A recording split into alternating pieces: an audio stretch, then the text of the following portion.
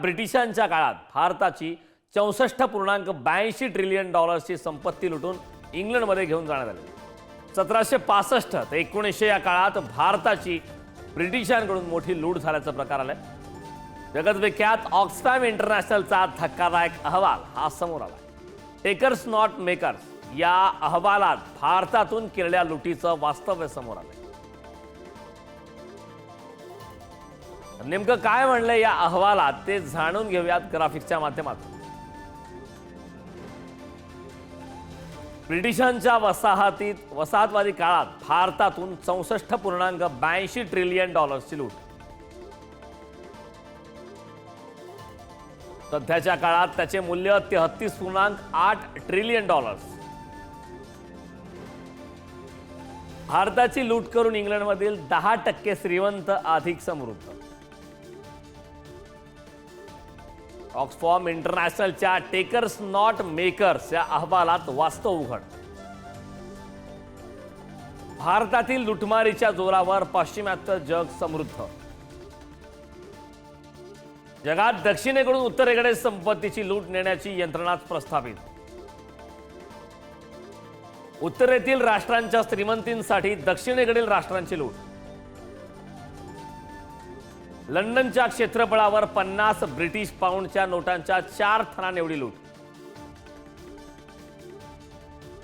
भारताचा जागतिक औद्योगिक उत्पन्नाचा वाटा 1765 मध्ये 25%. 1900 सालात भारताचा जागतिक औद्योगिक उत्पन्नातला वाटा 2%वर.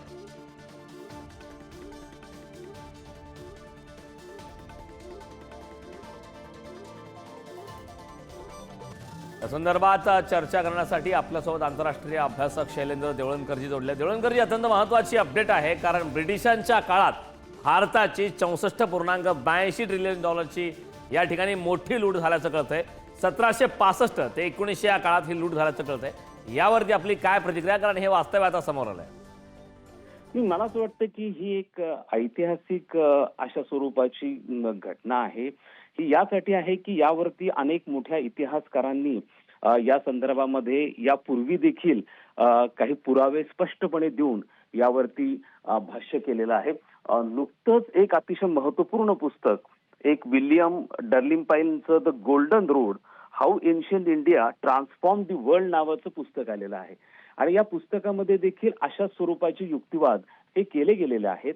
साधारणतः 2000 ते जवळपास 18व्या शतकापर्यंत जागतिक व्यापारामध्ये भारताचा वाटा हा साधारणतः 40% होता, जो ब्रिटिशांच्या काळामध्ये कमालीचा कमी होऊन तो 3% आला. आणि त्याचं कारणच असं होतं की अत्यंत सिस्टमॅटिकली, अत्यंत ऑर्गनाइज्ड पद्धतीने भारताची जी लूट आहे ही प्रामुख्याने वसाहतवादी पद्धतीच्या माध्यमातून ही केली गेली. आणि त्यासाठी जो मार्ग वापरला गेला तो केवळ भारताच्या आर्थिक लुटीचा नाहीये, तर भारतावरती पाश्चिमात्य संस्कृती लादण्याचा देखील अत्यंत सिस्टमॅटिकली प्रयोग हा झालेला होता. त्यामुळे ही बाब आता लक्षात घेणं हे अतिशय गरजेचं आहे. आणि त्या दृष्टिकोनातनं आपल्याला हे जे सगळे पाश्चिमात्य देश आहेत त्यांची जो वैभव तुम्हाला आज दिसतंय, जे विकसित ते आज झालेले आहेत, हे प्रामुख्याने ज्या तिसऱ्या जगातील देश आहेत, विशेषतः देश आहेत, त्यांची केलेली जी लूट आहे, त्यांच्याकडनं नेला गेलेला जो पैसा आहे, यावरती ह्या विकसित देशांचा जो विकास आहे तो प्रामुख्याने आधारलेला आहे. आणि म्हणूनच आता एक युक्तिवाद भारताकडनं अनेक व्यासपीठांवरनं केला जातो की जसं पर्यावरणाच्या रक्षणाचं तंत्रज्ञान, मोठं तंत्रज्ञान या देशांकडे आहे, या देशांनी ते आता सरळ हाताने भारताला दिलं पाहिजे.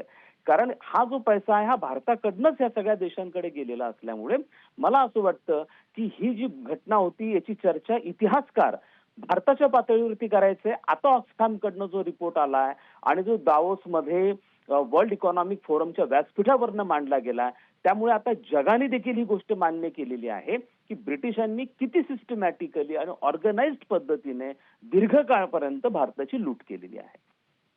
नक्कीच शैलेंद्रजी, खूप खूप धन्यवाद या सविस्तर अशा माहितीबद्दल. या संदर्भात ताजी अपडेट देण्यासाठी आपले प्रतिनिधी शिवाजी काळे दिल्लीहून आपल्यासोबत जोडलेत. शिवाजी, ब्रिटिशांच्या काळात भारताची 64.82 ट्रिलियन डॉलरची संपत्ती लुटल्याचा प्रकार समोर आलाय आणि हे धक्कादायक असं वास्तव. ही आकडेवारी आता समोर आली. काय या संदर्भात प्रतिक्रिया? अण्णाभाऊ साठे यांनी असं म्हटलं होतं की पृथ्वी ही शेषनागाच्या मस्तकावर तरलेली नसून ती कष्टकरी आणि श्रमिकांच्या तळहातावर तरलेली आहे. भारत हा श्रमिकांचा कष्टकऱ्यांचा देश होता, ज्याला सोने की चिडिया असं म्हटलं जायचं. आणि ही सोने की चिडिया यांनी लुटली आणि लुटताना या भागामध्ये त्यांनी एकट्या भारतातून एवढी लूट केली होती की लंडनच्या क्षेत्रफळावरती 50 ब्रिटिश पाऊंडच्या नोटा ठेवल्या तर त्याचे 4 थर तयार होतील अशा पद्धतीची ही लूट होती. या लुटीचा त्या देशातील 10% श्रीमंतांना मोठ्या प्रमाणात फायदा झाला. त्याचबरोबर त्या देशातील 32% मध्यम वर्गदार जो होता, मध्यम वर्गालाही त्याचा फायदा झाला. भारताचा जागतिक औद्योगिक उत्पन्नामध्ये 1765 ला 25% वाटा होता. तेव्हा आपलं औद्योगिक उत्पन्न एवढ्या मोठ्या प्रमाणात होतं. मात्र जेव्हा इंग्रज सोडून गेले त्यावेळेस आपलं फक्त उत्पन्न 2% आलं होतं. अशाही वस्त्रोद्योगावर ब्रिटनने मोठ्या प्रमाणात कठोर कारवाई केली. त्यांना हवी ती पिकं घ्यायला लावली. त्यामुळे इथला शेतकरी मोठ्या प्रमाणात पिसला गेला. त्याचं मोठं नुकसान झालं. आपण पाहिलं असेल की निळी तयार करायला लावली होती, त्याचे सत्याग्रह झाले. मिठासारख्या याच्यावरती कर लावण्यात आले होते. एकंदरीत ते लुटण्यासाठी आले होते. इतर राज्यकर्ते जशा पद्धतीने अफगाणी आपल्याकडे लुटण्यासाठी यायचे तशाच पद्धतीने यांनी लुटलं आणि भारताला कशा पद्धतीने लुटलं याची जी आकडेवारी आहे. अलीकडच्या काळामध्ये देखील आपण पाहिलं असेल युरोपियन आणि पाश्चात्य देश जे आहेत त्यांच्याकडे जे नक्कीच शिवाजी, आपला मुद्दा लक्षात आला. खूप खूप धन्यवाद या सविस्तर अशा माहितीबद्दल.